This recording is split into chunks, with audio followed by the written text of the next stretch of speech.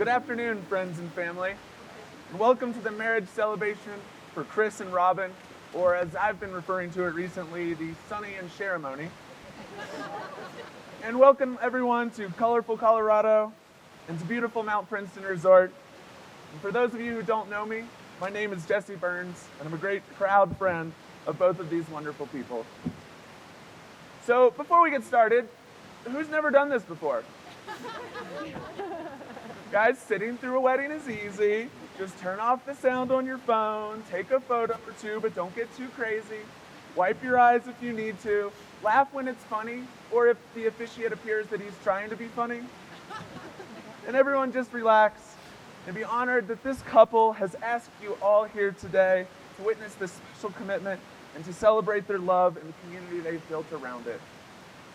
And Chris and Robyn, this is pretty much the coolest thing ever for me. So I'm so touched you guys asked me to do this and really looking forward to hanging out with you guys the rest of your lives. And everyone, I want to take a moment and thank all those who traveled here today to celebrate with Chris and Robyn. Special thanks to Bruce and to Barb and to Ma, of course, and to Jenny and Elka, and to all the homies from Four Corners and NAR, Echo, the Wallowas, Children's, and everywhere else.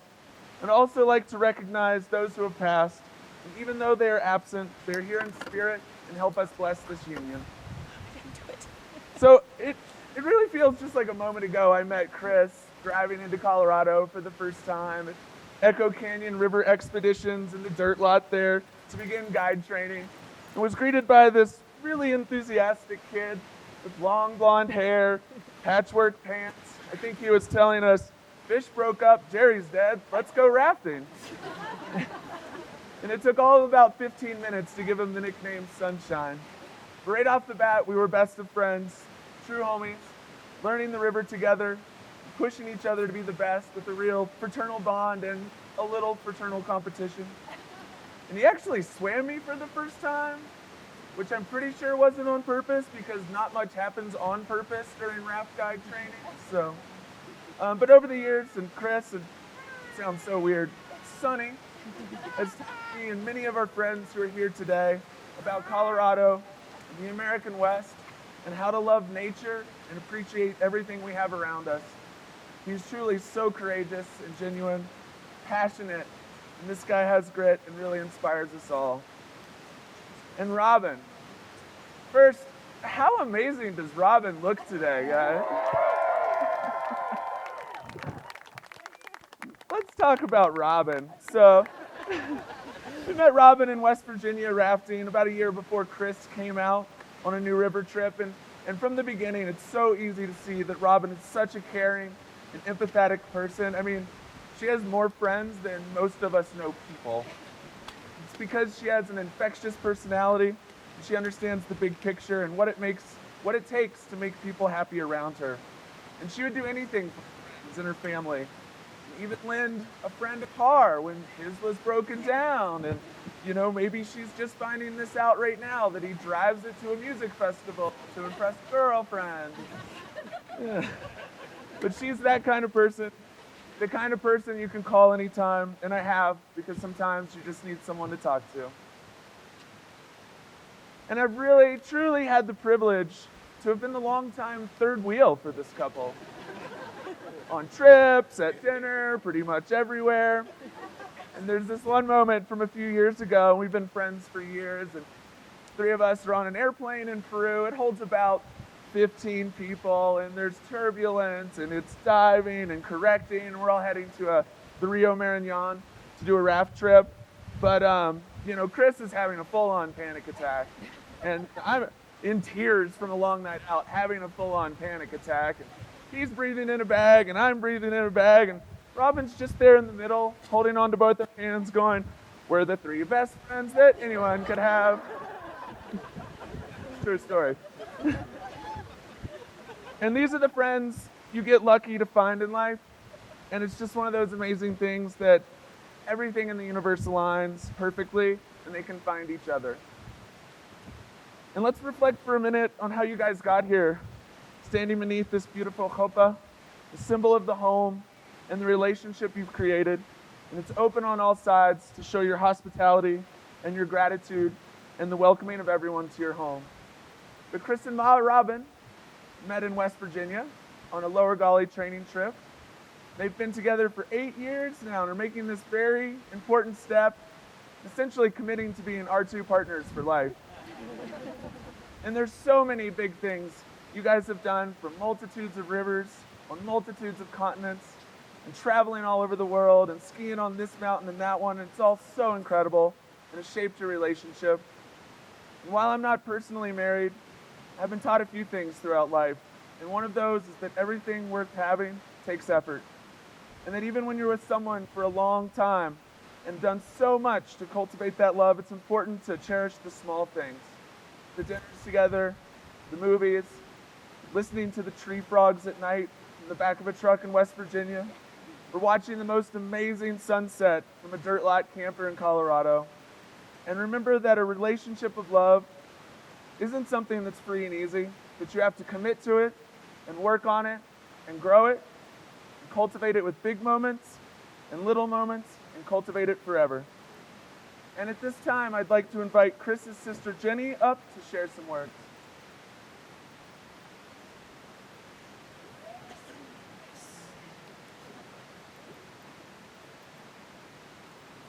Hello?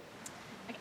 This is a letter from Paul Newman to Joanne Woodward in their wedding day in 1958. Happiness in marriage is not something that just happens. A good marriage must be created. In the art of marriage, the little things are the big things.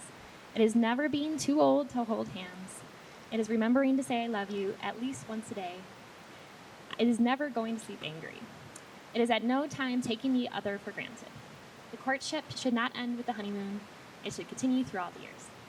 It is having a mutual sense of values and common objectives. It is standing together, facing the crowd. It is forming a circle of love that gathers in the whole family. It is doing things for each other, not in the attitude of duty or sacrifice, but in the spirit of joy. It is speaking words of appreciation and demonstrating gratitude in thoughtful ways. It is not looking for perfection in each other. It is cultivating flexibility, patience, understanding, and a sense of humor. It is having the capacity to forgive and forget. It is giving each other an atmosphere in which each can grow. It is finding room for the things of spirit. It is a common search for the good and the beautiful. It is establishing a relationship in which the independence is equal, the dependence is mutual, and the obligation is reciprocal. It is not only marrying the right partner, it is being the right partner. It is discovering what marriage can be at its best. Thank you, Jenny.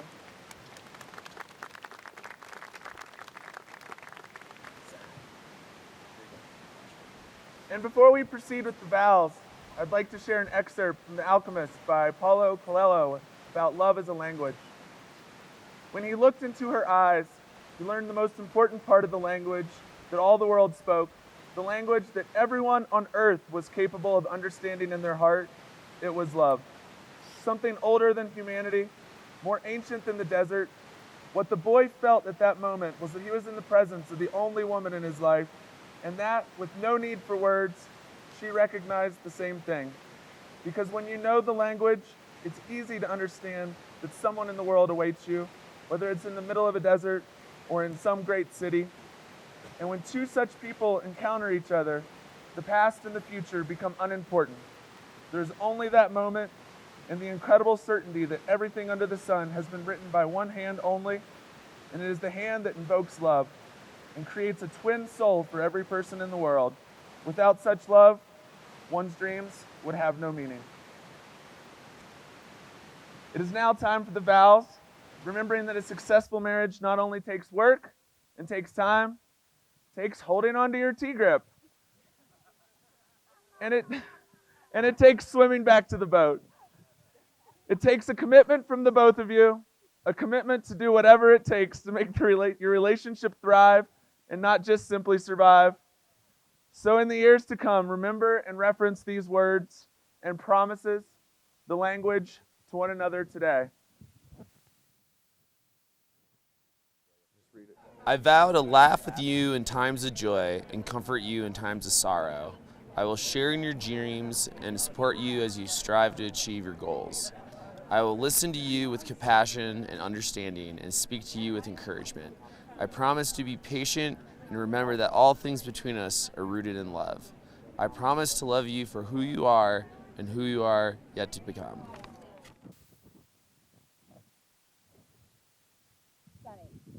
I vow to laugh with you in times of joy and comfort you in times of sorrow. I will share in your dreams and support you as you strive to achieve your goals. I will listen to you with compassion and understanding and speak to you with encouragement. I promise to be patient and to remember that all things between us are rooted in love. I promise to love you for who you are and for who you are yet to become.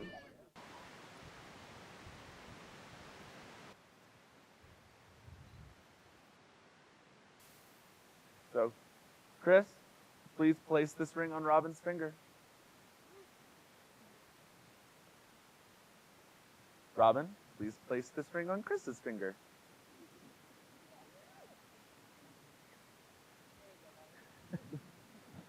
Chris and Robyn, today is the first of many celebrations in the wonderful life ahead of you. Let the love that you have pledged to one another today fill, surround, comfort, and protect you. Let it grow so abundant that you can share it with the rest of us. And to the family and friends gathered before this amazing couple, let your presence here today represent a promise to celebrate with them in their moments of joy, support them in their journey together as husband and wife. So to close, I must invoke a portion of Edward Abbey's Benedicto. May your trails be crooked, winding, dangerous, enduring, leading to the most amazing view. May your mountains rise into and above the clouds. May your rivers flow without end, meandering through pastoral valleys, tinkling with bells, past temples and castles and down into a desert of red rock, blue mesas, domes and pinnacles and grottos of endless stone, where deer walk across the white sand beaches, where storms come and go as lightning clangs upon the high crags, where something strange and more beautiful and more full of wonder than your deepest dreams waits for you, beyond that next turning of the canyon walls. So, by the power vested in me by the state of Colorado, the moment you've all been waiting for, it is my profound honor to now pronounce you husband and wife. You may now kiss the bride.